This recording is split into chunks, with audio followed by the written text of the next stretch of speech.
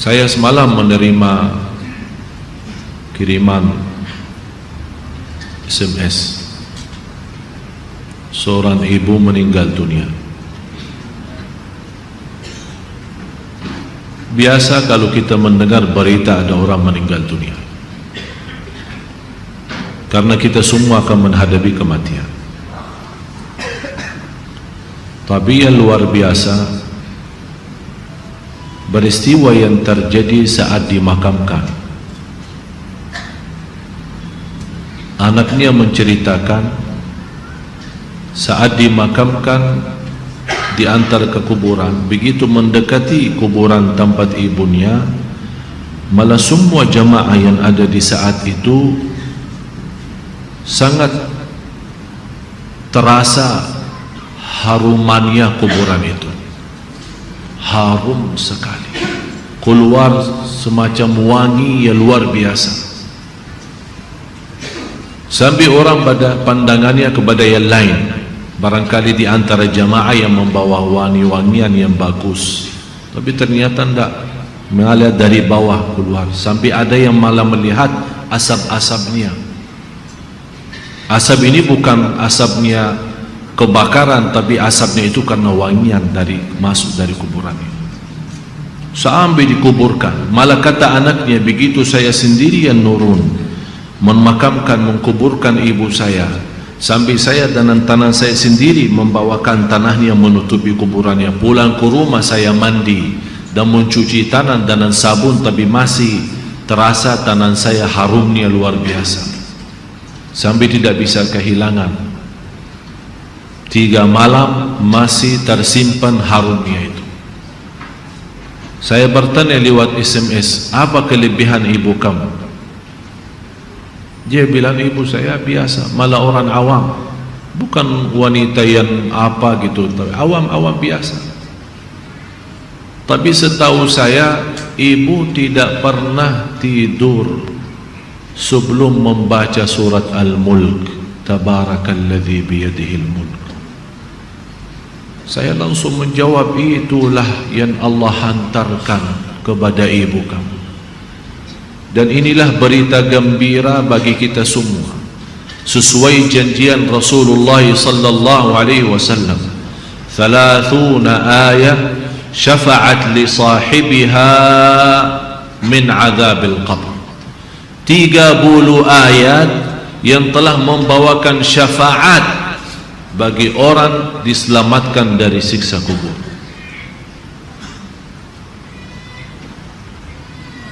Dari situ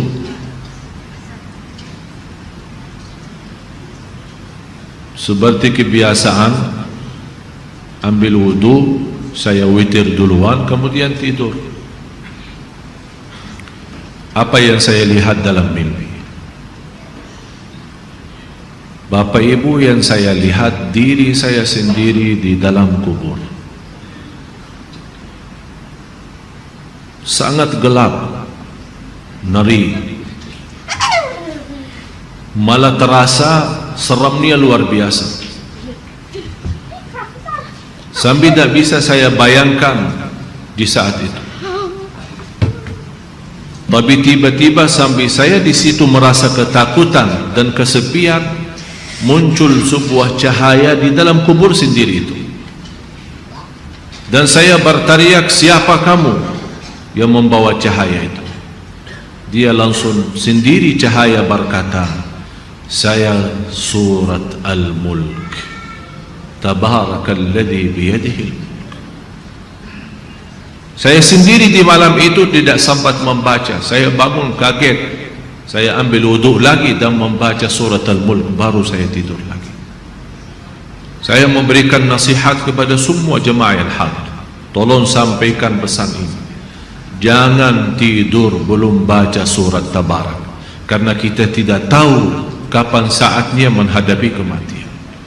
Bisa jadi itu tidur kita adalah tidur yang terakhir dari dunia ini. Mudah-mudahan dengan kita mengkhatamkan hari kita dengan membaca surat Al-Mulk, Allah ampuni segala dosa kita, dan Allah harumkan kuburan kita menjadi taman dari taman surga. Al-Mulk surah yang luar biasa dahsyat. Saya mohon, biarpun ibu-ibu sedang halangan tidak salat, tetap mau tidur, ambil air wudu dan baca surat Al-Mulk. Baca surat Al-Mulk. Siapapun kiainya, siapapun ustaznya, siapapun dokter yang melarang kita sebagai wanita membaca karena lagi halangan, saya sekarang berkata, ibu-ibu sedang halangan, baca surat Al-Mulk. Karena saat kematian tidak akan bisa membedakan kita lagi suci atau lagi halangan, mati-mati. Dan Allah Maha tahu niat kita. Dan lebih baik saat kita membaca sedang halangan, jangan megang Al-Quran langsung, menyentuh Al-Quran langsung, sebagaimana saya jelaskan, bagi sarung tangan atau bagi HP kita. HP kita yang isinya Al-Quran, buka surat Al-Mulk di HP kita dan kita baca. Karena di situ anda bukan megang Quran tapi megang HP. Begitulah kita rasakan. Kalau ya Allah, seandainya engkau mencabut nyawa saya di malam ini, saya sedang halangan, tapi ya Allah, saya membaca surat Al-Mulk. Niatkan diselamatkan ya Allah dari siksa kubur. Dan harus kita yakini, kita di umur kita di dunia kubur jauh lebih panjang daripada umur kita di dunia. Bisa malah ratusan tahun. Ada yang sudah di alam kubur 1000 tahun. Ada yang lebih. Kira-kira bisa terbayang 1000 tahun. Apalagi ummah yang terdahulu. Oleh karena itu jamaah sekalian, waspadalah, berhati-hatilah. Marilah kita sama-sama menjaga kebaikan itu. Karena sungguh inna rahmatallahi qaribun minal muhsinin. Sungguh rahmat Allah sangat dekat bagi orang yang berbuat baik. Sangat jarak kita menuju ke akhirat sangat dekat, sangat dekat. Malah jauh lebih dekat daripada rencana kita besok. Jarak kita ke akhirat, jarak kita masuk kubur jauh lebih dekat daripada rencana kita besok. Malah kematian itu jauh lebih mendadak dan lebih cepat daripada kita mengambil suapan makanan. Belum kita sampai menantarkan, membawakan suap makanan sampai ke mulut kita, sudah dicabut nyawa kita. Jauh lebih cepat itu. Oleh karena itu marilah kita sama-sama semua kita punya salah, punya kekurangan. Apa yang kita senang melihat nanti di hari kiamat, jangan perbuat. Apa yang kita ingin ketemu nanti di hari kiamat, silahkan. Apa yang kita takut dan malu dilihatkan oleh Allah nanti di hari kiamat, jangan berbuat. Dan apapun yang kita tulis, senang kita ditunjukkan oleh Allah, silahkan tuliskan. Kalau kita malu dilihat nanti oleh umat manusia dan dilihat oleh para malaikat yang menjadi saksi, jangan tulis macam-macam. Apalagi sekarang terlalu gampang dosa tulisan itu, gampang sekali.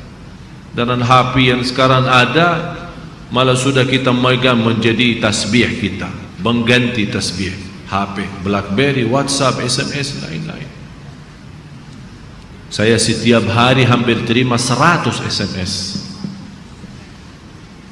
Ada yang bertanya, ada yang macam-macam. Dan hanya saya yang balas, ya Allah doakan, jangan menjadi titik tulisannya SMS ini menjadi beban nanti di hari kiamat. Ya Allah ampunilah mereka semua. Itu yang saya doakan. Walaupun saya tidak balas berdoa, tapi Allah yang Maha tahu apa yang saya doakan untuk orang yang kirim SMS atau WhatsApp atau apa saja. Oleh karena itu jamaah sekalian, hati-hati. Bukan masalah sama saya, tapi masalah kita sama Allah. Selalu saya menyampaikan dan mengingatkan kembali, Jangan lagi berkata saya tidak enak sama ustaz, saya tidak enak sama keluarga, saya tidak enak sama jamaah. Rubahkan kata itu, berkatalah saya tidak enak sama Allah, saya tidak enak sama Rasulullah sallallahu alaihi wasallam. Kalau memang kita ingin diselamatkan oleh Allah di akhirat, bagi saya dunia ini biar kita susah sepanjang hidup kita sampai mati susah, masih jauh lebih ringan susah dunia daripada nanti susah di akhirat. Harus menjadi tujuan kita akhirat, bukan dunia. Akan Allah datangkan dunia dan akhirat. Ya ayyuhalladzina amanu ittaqullah wal tanzur nafsun ma qaddamat lighad wattaqullah innallaha khabirun bima ta'malun. Orang beriman, bertakwalah kepada Allah dan lihat masing-masing apa yang kita bawa nanti untuk hari esok, hari kiamat. Bertakwalah kepada Allah dan jangan-jangan wala takunu kalladzina nasullah, jangan-jangan menjadi orang yang melupakan Allah, akan Allah lupakan kita. Kalau Allah lupa sama kita, na'udzubillah, berantakan, hancur, dunia akhirat hancur kalau Allah lupa sama kita. Maksudnya lupa Allah sama kita, artinya Allah tidak mau urus kita lagi, tidak mau bantu kita lagi, tidak menolong kita lagi, tidak mau perhatian kita lagi. Na'udzubillah. Kalau Allah tidak mau perhatikan kita, siapa lagi yang mau perhatikan kita? Kita semua tidak punya Allah yang maha adil selain Allah, tidak punya Tuhan yang maha kasih sayang selain Allah, tidak punya Tuhan yang maha mengampun selain Allah. Biarpun dosa kita sepenuh bumi, tapi kita datang kepada Allah dengan ikhlas dan yakin diampuni dosa kita, dan kita berbuat kebaikan semampu kita, akan Allah ampuni dosa kita semua, biarpun dosa itu sepenuh bumi. Begitulah indahnya kasih sayangnya Allah. Mudah-mudahan semua yang hadir Allah bukakan hatinya, diberikan petunjuk kepada jalan yang benar, disucikan lahir batin, dikuatkan lahir batin agar senantiasa setiap hari meningkat iman, meningkatkan takwa, menjadi orang yang berilmu dan beramal salih, agar senantiasa setiap saat, setiap waktu kita mendapatkan karunia rahmat Allah, karena sungguh rahmat Allah sangat dekat bagi orang-orang yang berbuat baik. Al-Fatihah.